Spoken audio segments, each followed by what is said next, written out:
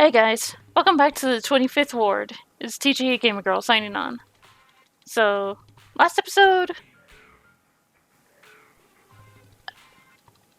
we've pretty much been here talking with this girl who owns a bar, trying to figure shit out, obviously. Still trying to figure shit out. And we tried inputting what the ID said our birthday was into a flip phone, and it was incorrect. What? Guess it's wrong. How come? This license. Maybe it's a fake. You mean a forgery? Hey, you're not... I may be. You seem like a dangerous guy. Sorry. Do you have anything besides your license? Just a credit card. But it doesn't have my birthday written on it. What about your credit card PIN code? PIN code? I think it's my birthday. But I don't remember ever having used it, so I don't know. Jeez. Shit. Well then, how about... screw it. I'm gonna close up shop for the day. How come? Nothing. Just kind of... I have a weak spot for dangerous guys.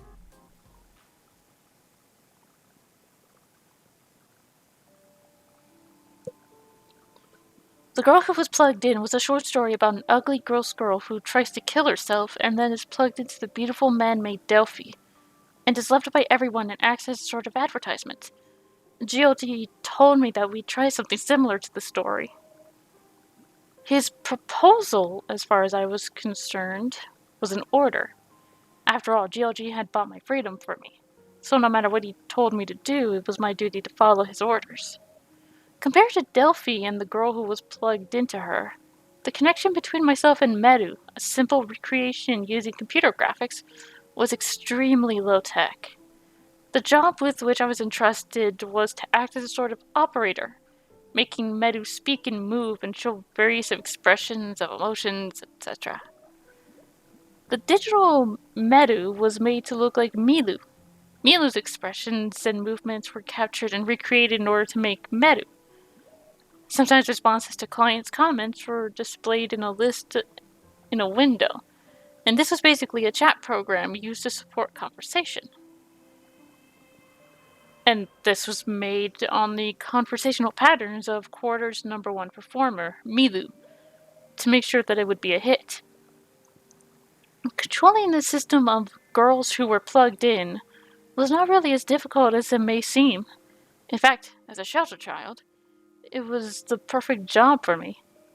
Finally, I made my debut at Quarter as a copy of Milu. It really was sort of my fate. Useless girls brought up in the shelter before becoming grown women were cut up and sold to rental shops for rich men to pick up. And before you know it, you're just a virtual woman hooked up to a computer. Till then, I didn't actually have any emotions. I'd never cried nor laughed before.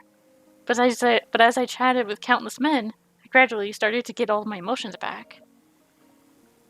Actual physical sex and sex chats seem similar, but are vastly different. The men type out these mysterious phrases. The melons are delicious, huh? Oh, the melons are twitching. Wow, they're so cute and delicious. Stuff like that flows across the monitor. I had no idea what melon was supposed to mean, so the chat program installed in my computer took too long to choose a response, and decided that these words made no sense. So I went ahead and randomly said, "Oh really? You like melon, huh?" And the guy on the other side got even more excited for some reason. So, guess it worked. Oh yeah, I love it! I really love it. I love it so much. Oh god, the melon is coming. Oh shit, the melon. Here it comes, melon! At that moment, I laughed. Just a little bit. and the computer graphic Medu also smiled at the exact same moment. After teaching me about what kind of place the shelter was, and what sort of things happened to me there, GLG watched over my rehabilitation.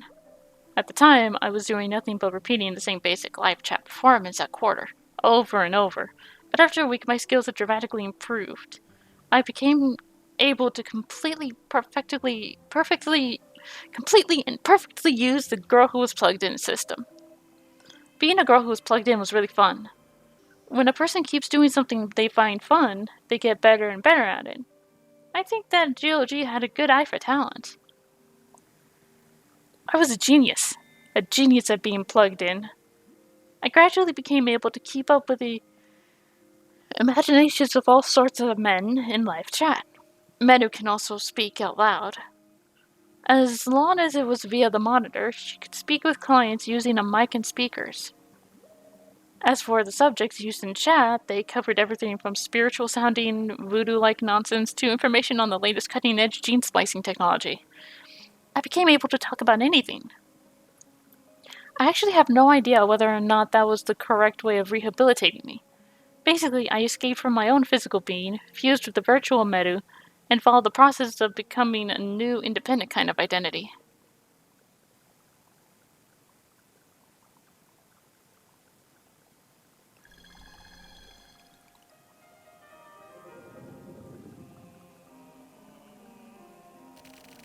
Here we go. What's this? This'll help you figure it out. So what is it? It's an online skimmer. It skims the magnetic info strip on a credit card, accesses the appropriate server, and automatically hacks in and finds the PIN code. Hey now, that's really something you got there. Some of the neighborhood thugs love to hear. How do you use it? It's simple. Let me see your card. Here you go. Okay, here it goes. Transmission! What's that? I just like saying that.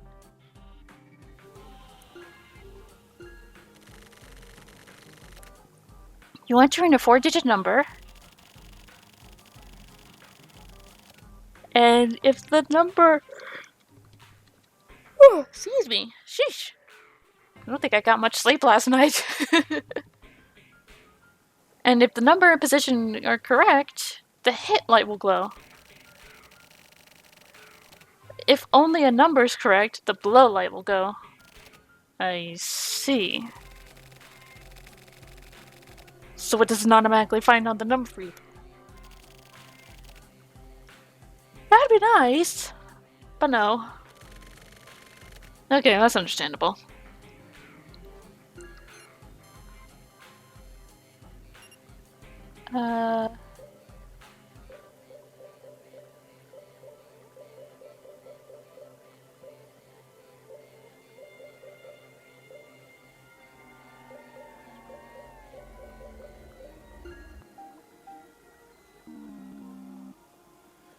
Okay, 03. 032.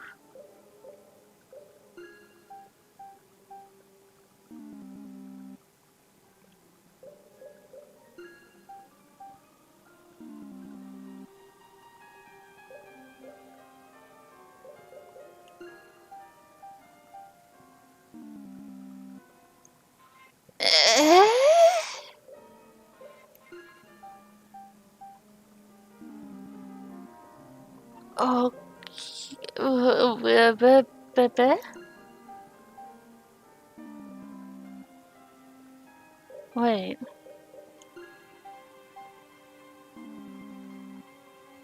I...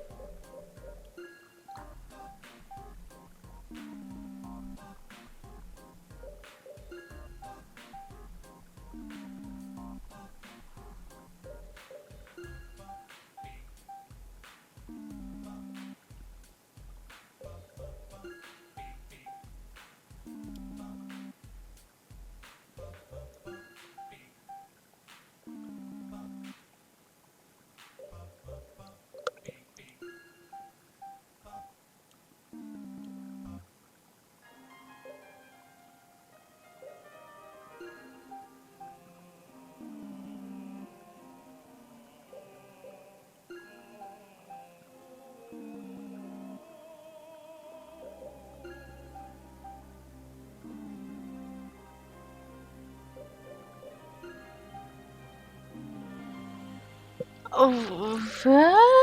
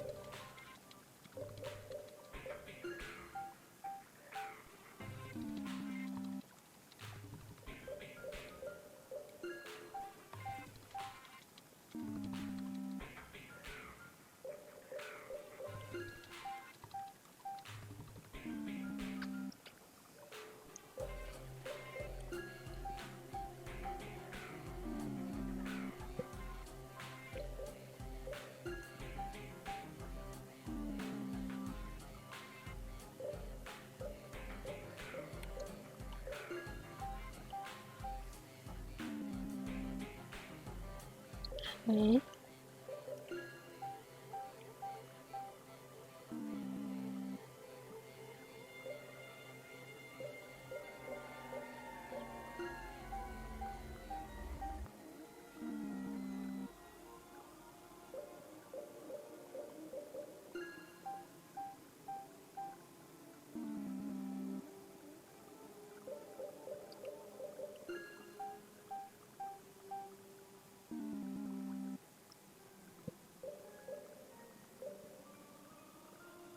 What? Am I gonna have to look this up? Because I have. There is. Oh my god.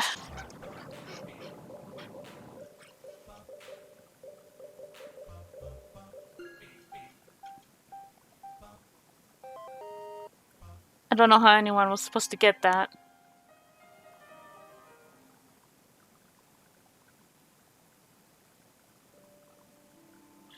There were no clues. Nothing. GLT once told me that he was infatuated to the point of it almost being a sickness with the poor girls brought up in the shelter. I heard these words through the speakers on the monitor set up in my sparsely furnished room, connected to my computer. I could see GLG's face through the monitor, and he looked somewhat exhausted. So I went and looked into them, and as I came into contact with them, I found out that when provided with the opportunity to use it, the girls had immense talents that could sometimes be made to blossom. Sometimes in order to do that, things would get dangerous, but that made it all better for me. What does that mean? You were drawn to them sexually? I questioned GLG. The me in the monitor wasn't the real me, but Meru. I think so.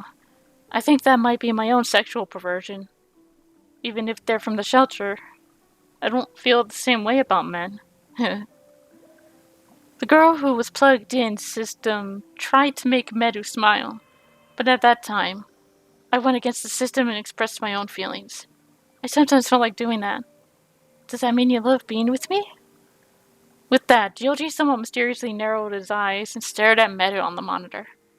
But his mouth formed an ever so slight smile. Yes, that's right, Meru. I love you. I thought that if that was the case, then anything was okay. I had my physical body taken, but was given a heart in return. It was way better than before.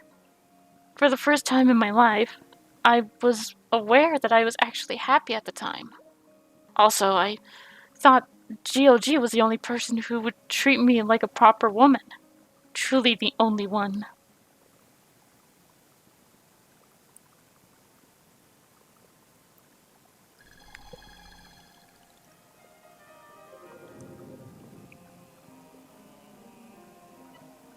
Pin code found. June 25th, huh? So you're a Cancer. We might make a good match. Okay, now to see if I can read the mail or not.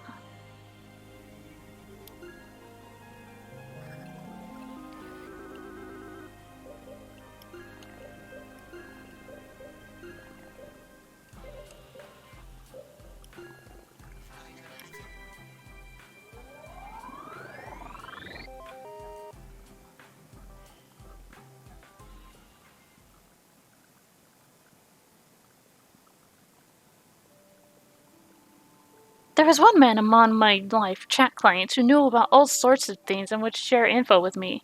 His name was Shoot. He knew that Midu and I were copies of Milu, and he seemed to know a lot about the Street of Death and the Tower High Rise.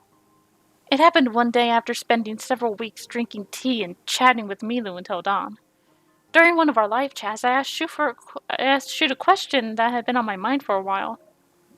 All these people who've died were killed because of really stupid reasons, right? Huh? Well, yeah, pretty much. He answered me matter-of-factly. I/Medu rested my chin on my hands, and I looked into the webcam and cutely tilted my head. So they were killed because of stupid things, like, for example, throwing out trash on the wrong day, right? What about it? So at first, it was thought to be organized crime perpetrated by the apartment landlords, wasn't it? That's good. Shoot replied with a smile. You're not exactly right, but you're not far off, I guess. Your guess there sounds kind of ridiculous, but you're on the right track. It's funny. But it was actually done by the people called the Regional Adjustment Bureau. Hey now, come on, that's dangerous. I never said that name, okay? I laughed. You're afraid of being adjusted yourself, right? Of course I am. He seemed a bit offended. That's fine, but what I don't understand is a more fundamental point. That is, what's the point of killing off all these people for such small and ridiculous reasons? Also, most of us residents don't even really think of much. You know? Do you really want to hear my opinion? Yeah, I do. Okay then. Everything I say from here on is just my imagination, but...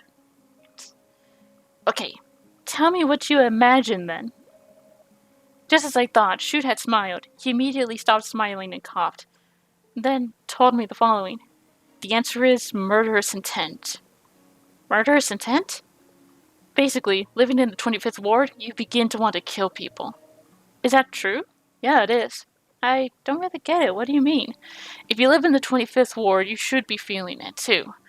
I mean, if you're just a program, then I guess maybe you wouldn't feel it though.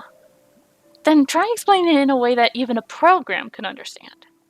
Okay, I mean, it's basically just what it sounds like. For example, if the person next door throws out the trash on the wrong day, then we get pissed off about that. Like, really amazingly pissed off. Why? Because they don't follow the rules. Shoot suddenly became really angry. There was a suspicious gleam in his eye.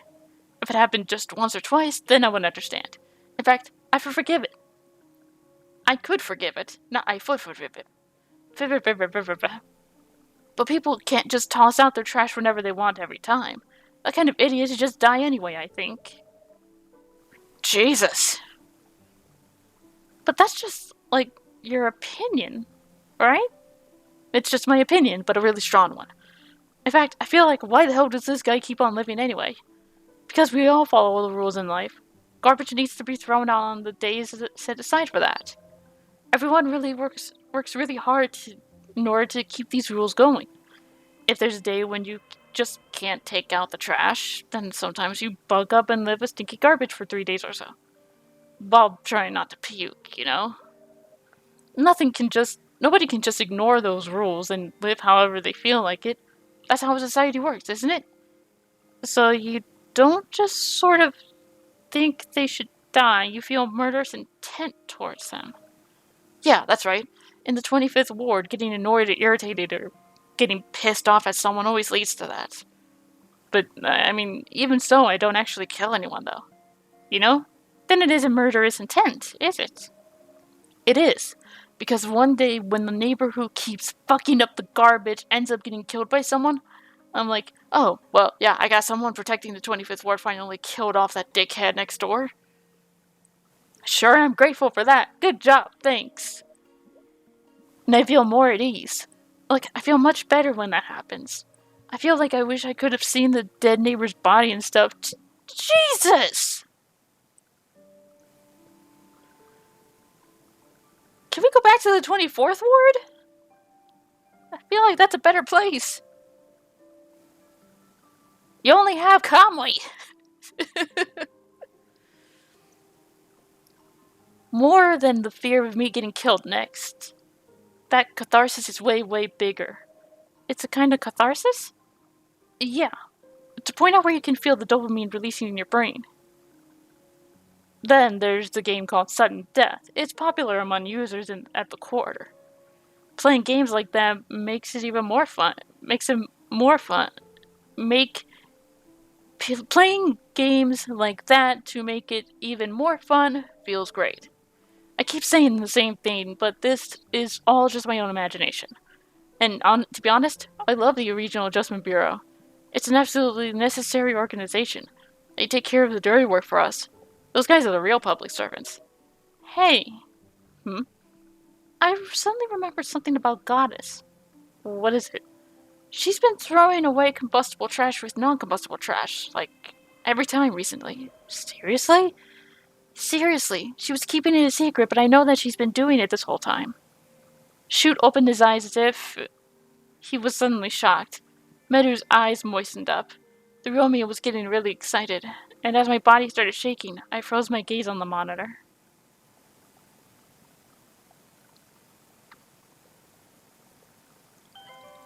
Displaying mail. Bingo! See? I'll check out this mail. Okay.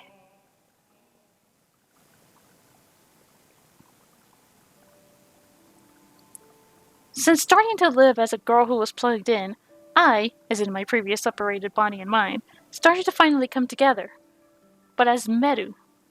While I was becoming a person who had emotions, it was only when I was acting as Medu. Even so, it was so mysterious how my warm, heavy body actually didn't just rot away and die. Conversely, as I continued living like a hermit, I did keep myself healthy and full of nutrients, so I continued to gain weight. Maybe my physical body had finally started to develop properly. I don't know how old I am, but at the very least, it was clear to me that I had not yet reached my 20s. As my weight had become about twice what it once was, I started feeling differently about Milu. Just as Shoot had told me, the fact that she was mixing up her garbage got me so angry that I was no longer able to overlook it and forgive her for it. This is the sort of rule that everyone needs to follow, and it can't be broken. And it also annoyed me that she was Meru's original as well. Furthermore, the fact that she was getting so much love from GOG was becoming unbearable. When speaking to me, GOG was very kind, but there was always this sense that his mind was somewhere else as he spoke. And I could feel it. It was all because of her. I thought it would be funny if Milu were to be adjusted. I thought about what would happen afterwards. Milu should die too. She may be a program, and if so, she should be deleted. If that were to happen, only Meru would be left of the three. A total victory. But I felt that was something different from murderous intent. Maybe it was a cooler emotion. Maybe it's because I'm different from other people. It was something closer to curiosity, an interest of what would happen if Milu died. I wondered how she would die, and when it actually happened. According to what I heard, the RA Bureau used a strange weapon called a pin stick when carrying out adjustments, apparently. It had a long, hard, sharp pin that would stick a person from the back of their neck and reach all the way to their heart. And I imagined it in detail, like a long, thin penis protruding from Milu's crotch. Charming. I imagined it in such detail that I actually sort of wanted to try drawing a picture of it. But the bad intentions that swelled up inside my heart never came to shape. And even then, I would meet with Milu via the monitor several times a week, drinking tea and coffee and sometimes alcohol and talking with her. The way Milu spoke was the same way as it had been before, to the point where you couldn't even tell she was the sort of person who would mix up the garbage like that. Apparently you've been making all sorts of predictions recently, Milu asked me this while staring into the webcam, as if trying to see what sort of expression I had on my face. even though she knows that Meru is simply computer graphics. Just a little bit, I answered. It was the truth. I just talk about the random visions I happen to get sometimes. I wouldn't call them actual predictions. Do they turn out to be true? I don't know, but the clients like to make up these stories and make all sorts of comments about them, I guess. So they're not true then. I've never looked into it, so I don't know. With that, I gave Meru a somewhat troubled expression. I was happy to think that finally I was able to keep a secret from Meru.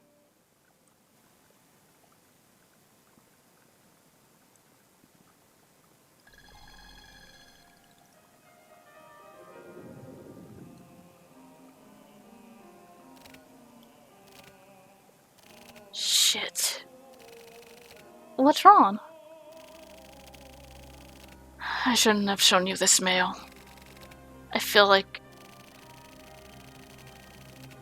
this isn't something I should be showing anyone. Sounds to me like you're getting careless. Yeah, you're right. Hey, about your special powers, does anything come to mind? Yeah, but I don't want to talk about it. It's a bit late for that, isn't it? Come on, just tell me.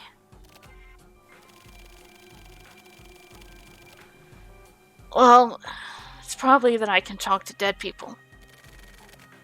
Dead people? People who've just recently died. Also, maybe people who are about to die. Anyway, apparently I can communicate with people like that. I see. Yeah. You know, that's probably not dead people, but their residual thoughts. Huh? Really? You want some more whiskey? Oh, yeah. Okay, one more, I guess. I'll have one too.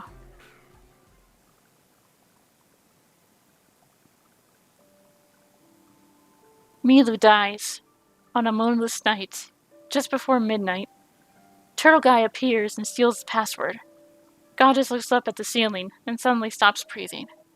The vision was amazingly clear, so I had just assumed that it was my own wishes and desires I was imagining. As I was acting naughty with Shu, I suddenly typed out those words, like I was some sort of automated writing program. But I just could not seem to figure out what the part about Turtle Guy appearing and stealing the password meant. Where'd it come from? Did it mean something? I had no idea. A turtle guy and stealing a password. That sentence sounds like a joke. And what exactly was a turtle guy anyway? 3 days before the moonless night, hoping that Milu would somehow be killed, I contacted the Regional Adjustment Bureau anonymously. When I had that idea, I suddenly realized that all the people who had been adjusted so far were probably adjusted due to other residents reporting their habits too. Adjusted should be something that is contracted by the residents. Using a customer who would talk about how he was able to get his hands on anything via net auction, I obtained an illegal number for a phone for which the owner's info had been deleted. I used this to make an anonymous call to the RA Bureau. I used my very own actual physical voice to make the call. It was actually the first time ever in my life that I used my own voice to speak to someone over the telephone. Maybe it was because of that, but I wasn't able to report her properly. As soon as they answered with hello, I suddenly froze up and had a ringing in my ears, and my mind went blank and I couldn't think of anything. I knew I had to use words to speak aloud, but I couldn't. I was only able to make a strange sound with my mouth, and so I almost immediately just gave up and hung up the phone. It was completely different from Meru's constantly smooth and cool communication skills. When I wasn't plugged in, I was even more of a useless waste of meat than before. It was embarrassing. So I thought about what happened. Now I was the one who wanted to be able to believe Meru's predictions. I felt that Milu could only be killed on a moonless night. Of course, the normal, rational part of me thought that was totally fine. If that were to happen, then I would simply continue to live in the same sort of life I had been living up to that point. But part of me wanted her dead just would not go away. The image of her staring up at the ceiling with her mouth wide open, looking like a fool, stuck through. It was burned into my mind and wouldn't disappear.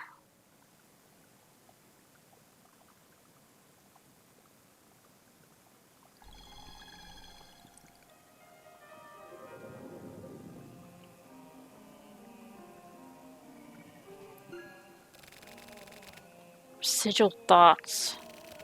Ah, yeah. I feel like I know that. I feel like I've been talking with them for a while now. Actually, I think maybe even now.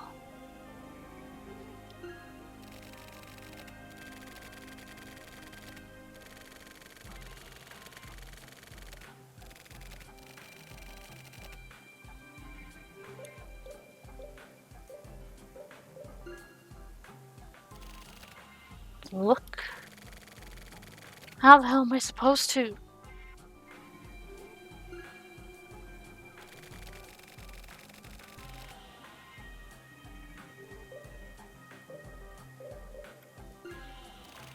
Damn. I can't figure this out.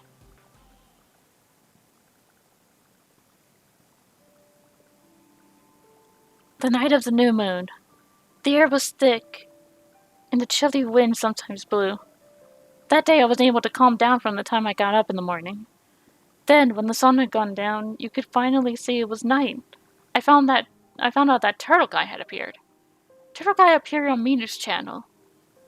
And Quarter came into chat asking for the password for Goddess. I received a mail from Minu explaining all of this. Her mails were always extremely businesslike and formal. The mail entitled Suspicious User Report had his handle, ID, and IP address, and the entire chat log was also attached to the mail as a text file. As I was reading the log, someone called for me by messenger. I clicked on it to see it was Shoot.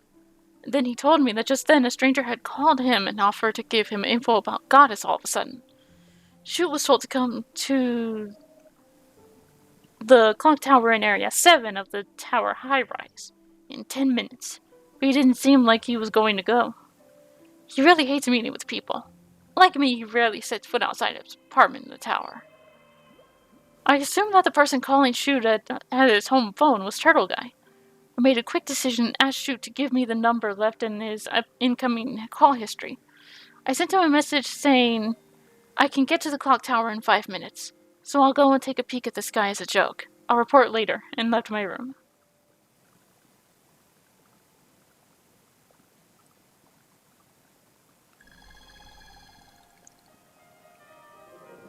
How long is this chapter?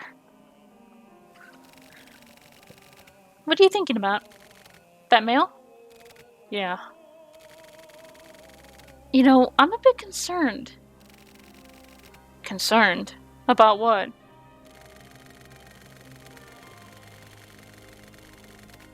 As they say, when you feel like you're being careless, it's good to sharpen a knife. Huh? Really? Yeah, a guy I once dated was like that. There was a huge age difference, and you probably don't care, but... No, tell me about it. It's nothing important. The proper way to sharpen a knife is actually pretty difficult. If you're interested, check it out online. You can find all sorts of ways to do it. Okay. Basically, the fact that it's difficult is sort of the point.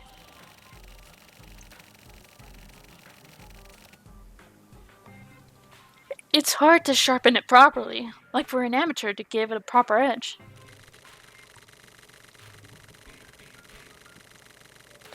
But in order to get it sharp, you need to get a sharpening stone and just go to town with it. Apparently it helps chip away at whatever's bothering you too. I see. Probably sounds like bullshit coming from me. But I've tried it out, so I know what I'm talking about.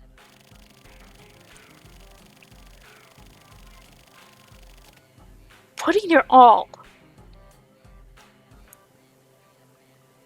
God, I'm so yawny right now. I really did not get much sleep last night. Putting your all into sharpening a knife makes your senses get sharper too, slowly but surely. All the unnecessary garbage disappears, and only what's important becomes visible. Sharpening a knife can do that for you.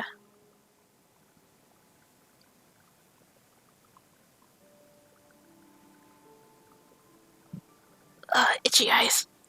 Itchy eyes.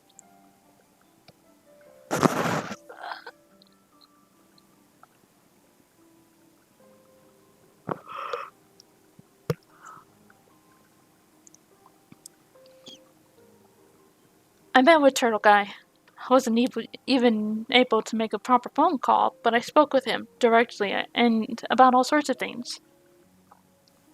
I wasn't able to look him directly in the eyes, but I strangely didn't feel fear or uneasiness at all.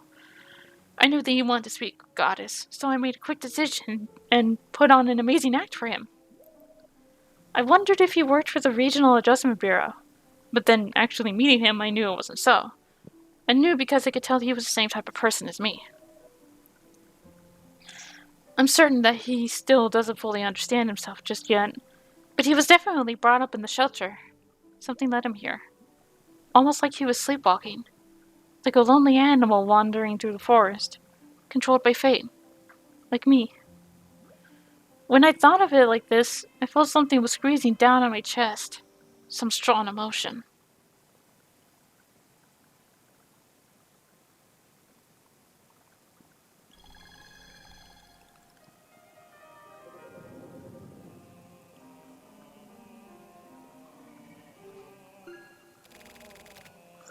That's right. Sharpening up my mind. That's what I need to do right now.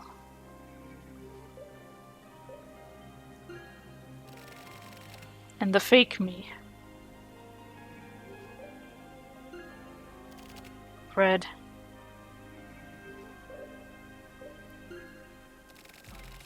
The me of the past.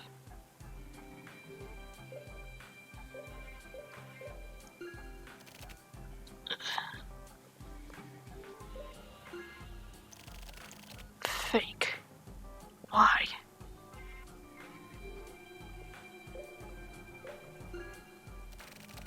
And I made this. That's for certain.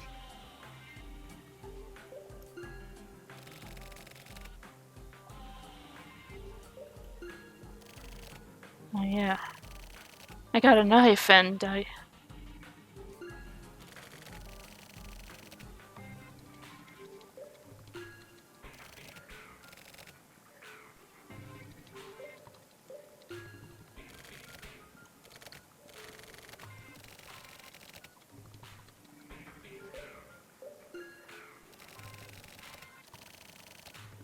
you have the past. What happened?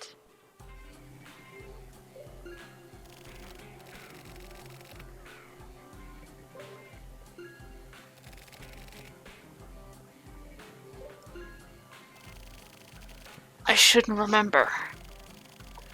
But I also shouldn't forget. A warning.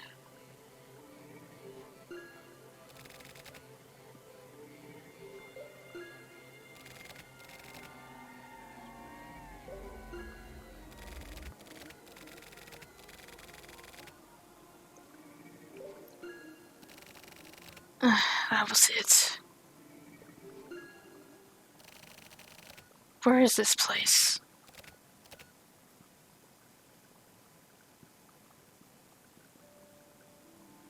As I finished my meeting with Turtle Guy and went back to my room, I began some preparations.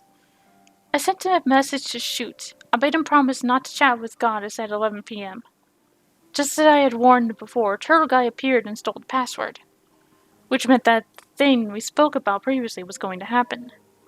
Next, from my closet, I got out the pin stick gun, and I had procured for me by the same man who got the illegal cell phone. It was the real deal, with some kind of origami attached. I was confident that I could play this through. Climb up behind the ceiling and stab Milu through the top of the head. The fact that I had imagined it in such thorough detail must have been because it was me who was meant to kill her like this. But did I really possess the murderer's intent necessary? I feel like I didn't. At the time, what I felt was a sense of calling. That murderer's intent I had held on to for so long until recently was nothing more than an opportunity.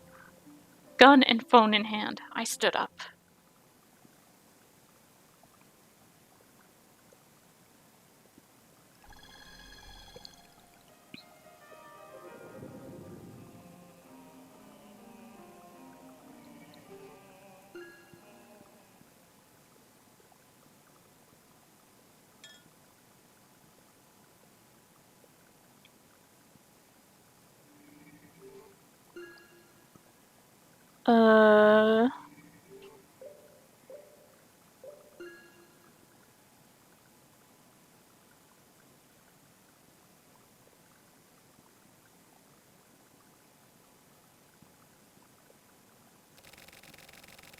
It's all decaying to ruin.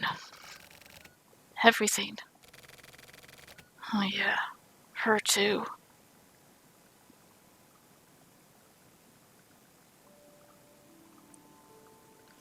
I will go back to my room. The feeling of firing the pin stick is still buzzing in my hands. But I sit down in front of my computer like nothing happened. Then, just as always, I reach out to the same keyboard as usual with the same fingers. Talking to Turtle Guy was fun. I was able to talk to him several times a day. I called him again after Midu died too. Once Midu died, the entire flow changed. It was me who changed it. I got my hands dirty and changed it. I used the phone and the mail I sent from the cell phones to tell him about sudden death. I acted up a storm. It was so exciting. I wanted him to know that Medu could predict things. Soon, GLG will disappear from before me. When that happens, it's you who will become involved with me next. That's what I really wanted to say. To you, my very existence itself is like a gun with the same sort of pin stick equipped to it. Once again, I sat down in front of my computer and prepared. Turtle Guy entered my channel on Quarter. There was something very important that I had to tell him. I had to tell him that. This is the beginning.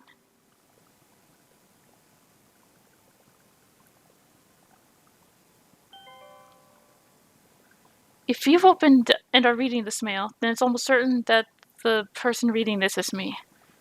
I'm writing this to myself with that belief. The me of the future has probably lost several memories. Soon they'll be coming for me. I'd stayed on the run, but it's finally gotten to the point where I can't run any longer.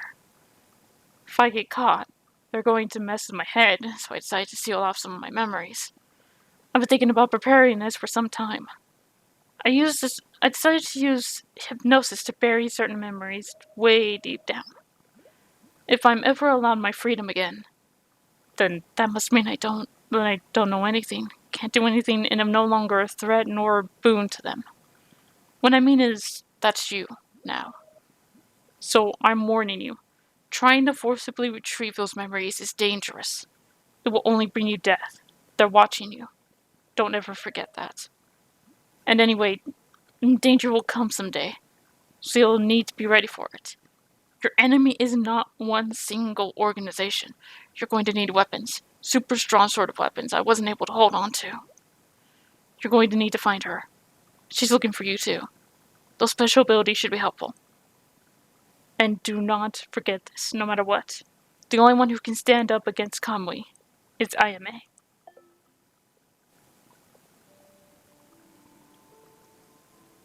After I finished chatting, I wrote a mail to GLG. I thanked him for taking me in, though I was void of normal emotion, for teaching me about the shelter, and more than anything else, for treating me like a woman, even while knowing that physically I was a man. Until I was given the existence of Medu, the reason that my mind and body were always so messed up is because I have gender identity disorder. My body is a man, my mind is a woman. I don't know if I was born with it or if it was due to my life in the shelter. The splitting of genders happens over several stages between the sperm fertilizing the egg and the birth of the child. The physical gender is set 8 weeks into embryonic development and mentally, it happens between 5 and 8 months. When this process works out, the child's gender matches up in both body and mind. So, with a gender identity disorder, some sort of trouble occurs during that process, and the genders of the body and mind split up. This is one possible theory. In fact, there are actual recorded cases of this happening. Anyway, precisely because my mind and body were all messed up, the girl who was plugged in system fit me. Medu and I were a perfect match. Although I'm a fake woman, with the appearance of a woman, the clients as my audience, and my communication with others as a woman, and having felt what it's like to be treated like a woman, I was able to find who I was supposed to be. When that happened, for some reason my special abilities of a shelter child suddenly made themselves apparent. I sent the mail and took a deep, deep breath. I thought about the future, my calling, my fate, my destiny.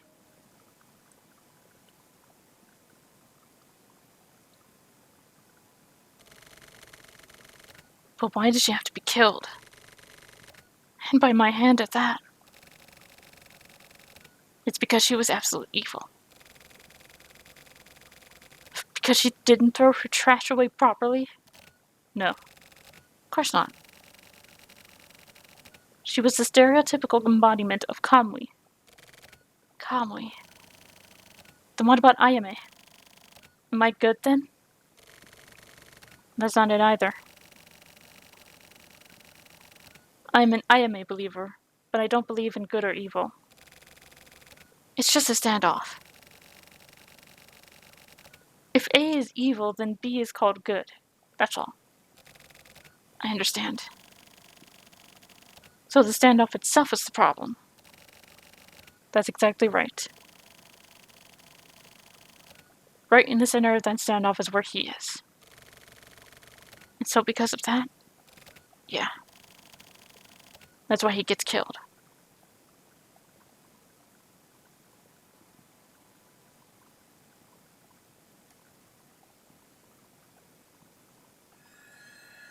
This is a long chapter.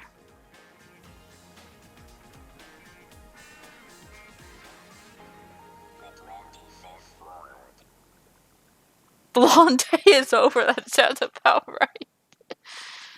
Oh, man.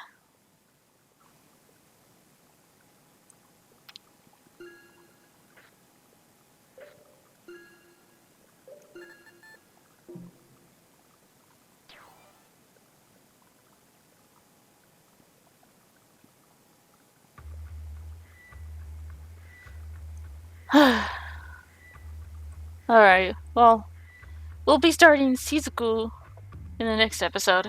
Till then, this is the Gamer Girl, signing off.